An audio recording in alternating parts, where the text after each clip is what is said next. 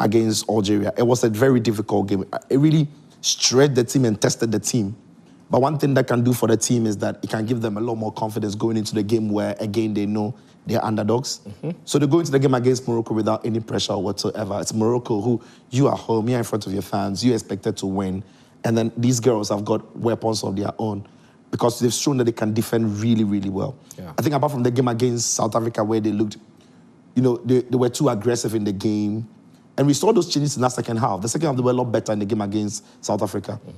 And then the game against Mali as well, we saw how good they could be. They didn't take some of those chances, especially in the second half. Then the game went flat.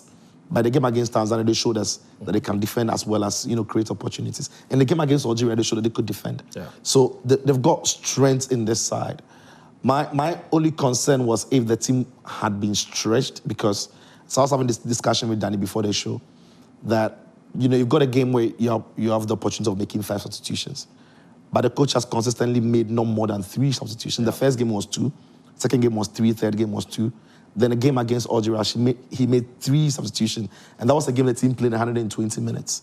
You wonder what that means to, some of the fitness levels of this And you can tell he's concerned because he commented on that. He said he wished they had more time. Absolutely. And then they also traveled several hours from Weda to Rabat. To Rabat. And they only had today to train. That was it. So my concern is if that has any troubles with the squad in terms of how many minutes they've had in those legs. While all of that is happening, Morocco, of course, they stay inputs. I mean, they're in Rabat, and I don't know if it's a matter of the coach not trusting the whole squad. And it can happen in a tournament where you've got about 15, 16 players that your coach completely trusts.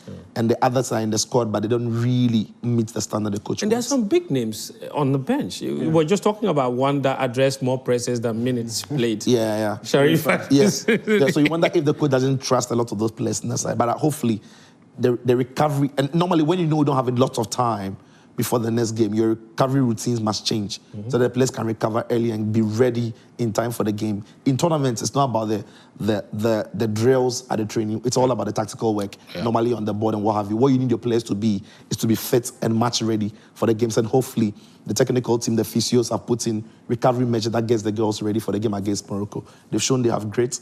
They've shown they have big belief about themselves. And as the tournament has progressed, we've seen them play a lot more cohesive. They play more like sisters now. They're fighting for each other on that pitch. So maybe then that could be the trick against Morocco, which again must be said will be a tricky game. But they've come out of tricky games. Why can't they do this?